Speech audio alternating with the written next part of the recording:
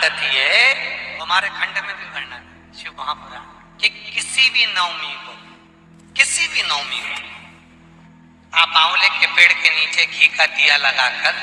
मौली मतलब हाथ में जो नाड़ा बांधते हैं, लच्छा, मौली, लच्छा, नाड़ा, हाथ में बांधने वाला पूजन वाला धागा लाल, घी का दिया लगाकर 5 परिक्रमा आंवले के वृक्ष की कर लीजिए और परिक्रमा कर धागे को वहीं पर छोड़कर थोड़ा सा धागा और अलग से लेकर किसी टहनी पर उसको कामना कर बांध दीजिए। महाराज 10वीं तिथि को, नवमी को तो ये करोगे, 10वीं को वापस जाकर आंवले के पेड़ के नीचे घी का दिया लगाइए और जो धागे की आपने टहनी पर जो धागा बांधा है उसको खोल कर ले आइए, अपने हाथ पर बांधकर उसी धागे को पहनकर अपने काम के लिए निकल जाइए, आपको सफलता प्राप्त हो जाए। स्कंद पुराण में आंवले के वृक्ष का बड़ा महत्व है। कभी कभी अगर तुमको लगे कि मेरे जीवन में बहुत बीमारियों ने मुझे घेर रखा है तो प्रयास करा करो कि बेलपत्र, जो ये बेलपत्र होती है, इस बेलपत्र की जो ये डंडी होती है, इस बेलपत्र को अशोक सुंदरी वाली जो जगह होती है वहां पर इसका चढ़ाकर डंडी का जो भाग है वो शिवलिंग की ओर हो जाए और यहीं से जल चढ़ाते अशोक सुंदरी से जल चढ़ाते ओमकार जैसा, ओमकार जब हम अशोक सुंदरी से चालू करेंगे तो वो जल पहले गणेश जी के पास जाएगा, फिर वापिस अशोक सुंदरी के पास आएगा, अशोक सुंदरी से कार्तिकेय के पास जाएगा, कार्तिकेय से महादेव के पास जाएगा। ऐसा ओमकार जैसा जल, जब तुम्हें लगे कि बीमारी बहुत घेर रखी है और बहुत बीमारी ने घेर लिया, कोई किडनी, कोई लीवर, कोई बहुत शरीर में कष्ट, कोई रोग बीमारी, या कहीं तुमको ऐसा लग रहा है कि मेरा गर्भ 20 साल हो गए, 22 साल हो गए, संतान नहीं, तब भी इस प्रयोग को जरूर करिएगा। डंडी का मुख शिवलिंग की ओर, पत्ती का मुख अशोक सुंदरी की ओर, जल चढ़ाते समय अशोक सुंदरी से धार चालू कर गणेश जी पर, गणेश जी मालूम है ना सबको कहां गणेश जी होते हैं, कहां कार्तिकेय होते हैं, एक बार समझ लो उसको भी अच्छे से। ये नीचे का गोल भाग, ये जल जाने का स्थान, ये शिवलिंग,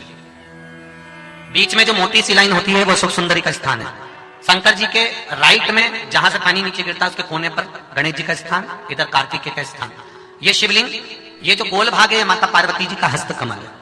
ऊपर से जो बूंद बूंद जल कलश में से गिरता है वो शंकर भगवान की 5 लड़कियां, जया, विषहरा, शामरीवारी, दौतली और देव, ये शिव जी की 5 लड़कियां ऊपर से जल की बूंद गिराती हैं। हम जब भी अगर इस कार्य को कर रहे हैं तो बेलपत्री जो चढ़ा रहे हैं वो अशोक सुंदरी वाली जगह पर बीच में चढ़ा दिया, डंडी का मुंह किधर हो, जल चढ़ाना यहीं से चालू करा, यहां से गणेश जी पर गया, गणेश जी से अशोक सुंदरी पर आया, अशोक सुंदरी से कार्तिकेय पर आया, कार्तिकेय से देवादिदेव महादेव पर आया। ये ओम बिंदु जल है, इसको हरिओम जल भी कहता है। उज्जैन महाकाल में भगवान शंकर को सवेरे सवेरे सबसे पहला जो जल चढ़ता है वो हरिओम जल चढ़ता है। आप कभी भी उज्जैन वालों से जाकर पूछना, भस्मरमैया मंडल से पूछना या उज्जैन के किसी एक व्यक्ति से पूछना या वहां के पंडित जी से पूछना कि हरिओम जल कब चढ़ता है, तो वो कहेंगे सबसे पहला जल सुबह का हरिओम जल चढ़ता है। इसको हरिओम जल भी कहते हैं। ये रोग निवारण के लिए, कार्य सिद्धि के लिए होता है। कभी कभी आप किसी कंपटीशन एग्जाम में बैठ रहे हैं, किसी परीक्षा को देने के लिए जा रहे हैं, तब भी हरिओम जल का प्रयोग कर सकते हैं। पहले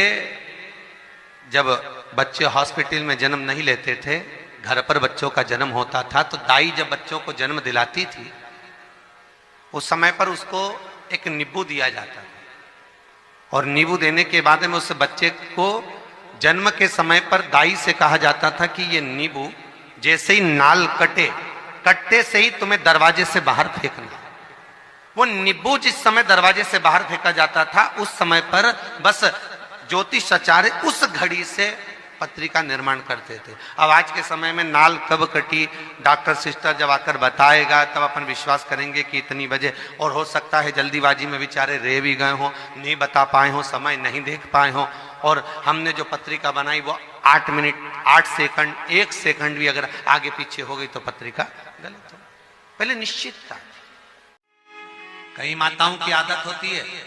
जब शंकर भगवान को बेलपत्र चढ़ाती है तो उस बेलपत्र पर ओम लिख देती है या चंदन लगा देती है या बीच पत्री पर थोड़ा सा कुछ भी लगाएगी,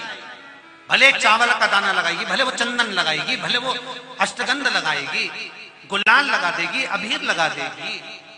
कुछ भी लगाकर उस जगह पर लगाकर फिर भगवान को चढ़ा। वो व्यक्ति